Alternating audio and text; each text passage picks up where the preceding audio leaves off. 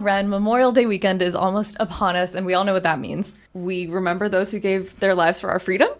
Oh, yeah. But also the unofficial start to summer.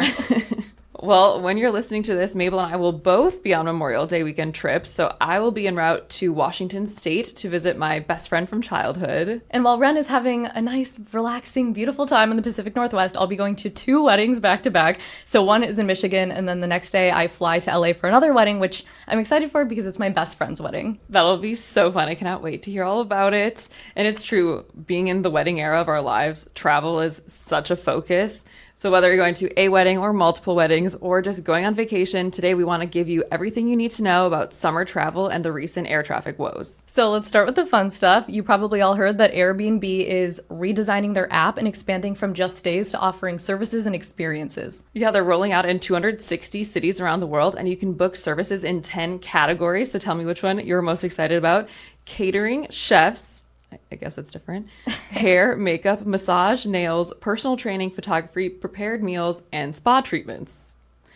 I mean, I think it's smart. Like if we were in a random city and we didn't know anyone, we wanted to get our hair and makeup done, we could book it through Airbnb. Yeah, it makes a lot of sense, especially because the services will all be like vetted so you know what you're booking is going to be safe and high quality. They're also reimagining Airbnb experiences, which is where you can reserve activities. So they give the examples of shopping trips, food tours, outdoor excursions, cultural events, workout sessions, or even wildlife encounters. They're also launching Airbnb Originals, which really ups the ante and brings in activities like hanging out with celebrities. So their press release gives examples like booking a beach volleyball game with an Olympian, baking with a famous French chef, or even visiting the Short and Sweet set with Sabrina Carpenter. Well, something else that just rolled out that I think is insane is that Frontier Airlines is offering an all-you-can-fly summer pass. So for only $399, you can take unlimited flights this summer. The only downside is that it's on Frontier.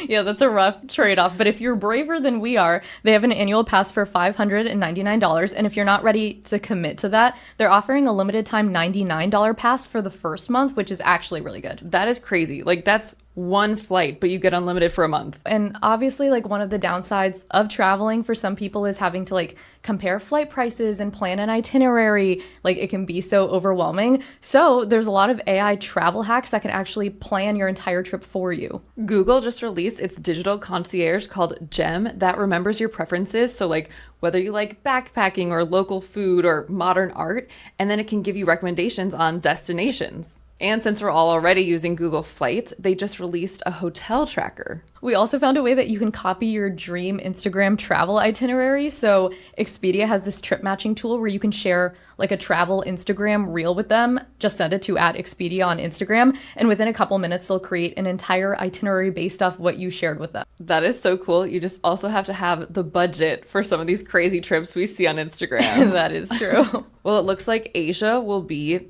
the travel hotspot this summer. It makes up more than half of the summer's top 15 destinations, with Tokyo and Osaka at the top of the list. And it makes sense that Japan is such a popular travel destination. Like, we usually think of it as an expensive country to visit, but the yen is really depreciating. So it hit its weakest level against the US dollar since 1986. So it's definitely become a more affordable travel spot. But despite all these advancements and exciting destinations, fewer Americans are planning summer trips this year. Only 46% are, which is down from 54% last year.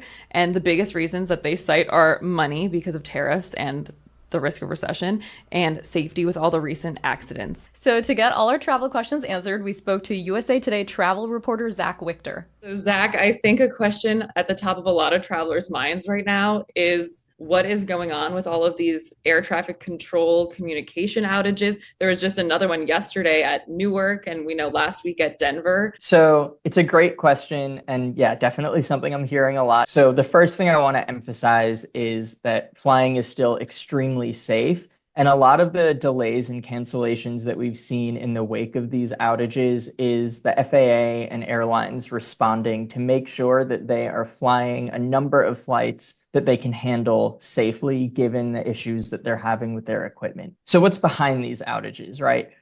The problem with how the FAA is structured and the way that it's funded is essentially that the agency gets funded by Congress on a 5-year cycle. This has made it really hard for the agency to do longer term planning and to fund bigger projects. And as a result of that, they're relying on pretty outdated equipment in a lot of their facilities. And they've also had issues with hiring and training new air traffic controllers. Well, the FAA is relying on equipment that in some cases is decades old. And so it's just past its kind of useful planned for service life. And now they're in this position of having to upgrade this technology. And I suspect that we're going to see outages like this possibly more frequently until these upgrades can happen. What has been proposed so far to fix this issue? Because we haven't seen too much reporting on that. Yeah, so it's sort of twofold. We're hearing a proposal out of the Trump administration now, but it certainly isn't the first of its kind. What Transportation Secretary Sean Duffy has proposed is kind of a sweeping overhaul of the FAA's technology infrastructure. There's been a shortage of air traffic controllers for quite a long time. This isn't something also that happened overnight. And the Biden administration did work to kind of address that shortfall. According to Secretary Duffy, about 3,000 air traffic controllers short nationwide. So there's a plan and some financial incentives in place for people to become air traffic controllers and to kind of get that pipeline moving. It's unclear exactly where the funding is coming from right now because it ultimately comes down to Congress, who has to decide on the funding. Ugh, that must be so frustrating for like the airports. Supposed to fly out of Newark on Thursday, but I switched my flights to go to JFK. Expect that to continue then for a while. Yeah, certainly at Newark, I think that we're going to see a reduction in traffic like for quite a while. Essentially what happens is airlines plan their schedules pretty far in advance. What's happening now is because Newark has had to reduce the number of flights, airlines are struggling to operate the flights that they have already sold. But the FAA and airlines are planning on these kind of future reductions. Airlines are going to have, I guess for lack of a better word, a more rational schedule at Newark. So switching gears a little bit, we saw that real ID requirements like finally went into effect a couple of weeks ago. We know they've been talking about that for such a long time. What do we need to know about traveling without one? Because some people, Ren included, do not have a real ID yet. And so I'm getting around to it. Yeah.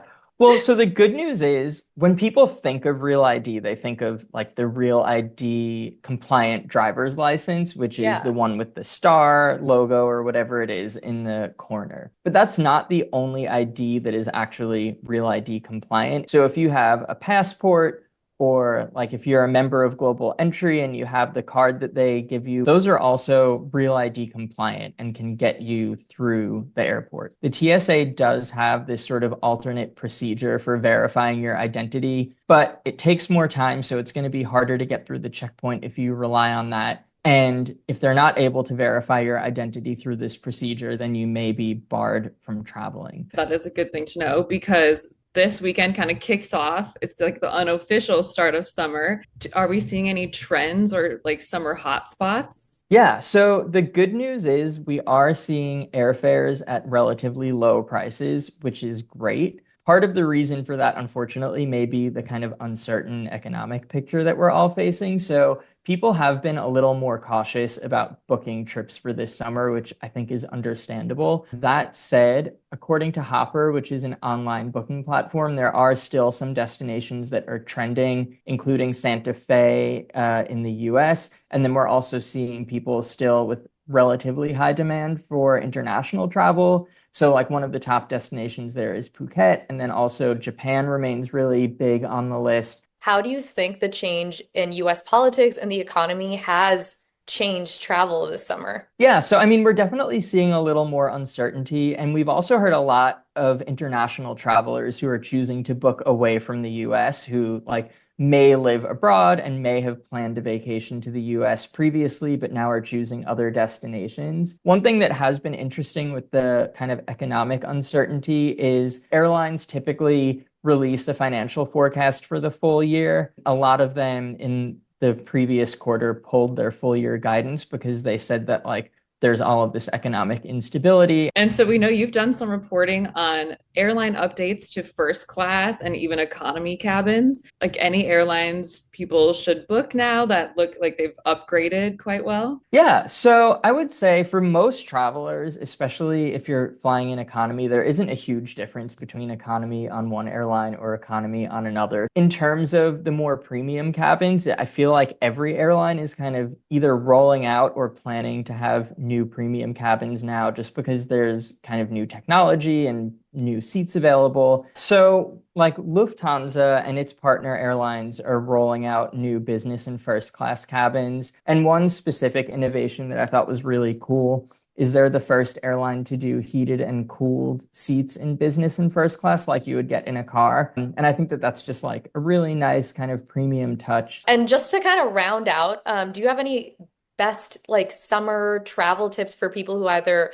like haven't booked their travel yet or are planning trips? Your best bet is to make sure when you're planning your summer trips to schedule a little bit of buffer time. Like if you're going on a cruise, you don't want to land the morning that you're supposed to be on the ship. Or if you have a wedding or something to go to, you don't necessarily want to be traveling on that day. So I'm definitely anticipating some disruptions to travel this summer. Similarly, early morning flights, which I know can be frustrating to catch, are usually the least likely to be affected by these issues. The Oh. way that kind of aviation works is because planes are moving around all day, delays and cancellations tend to get worse later in the day. My dad will love hearing you say that because he's always been like, it's the plane gets there the night before, so you don't have to worry about like a delay affecting it because it's already there. Exactly, yeah.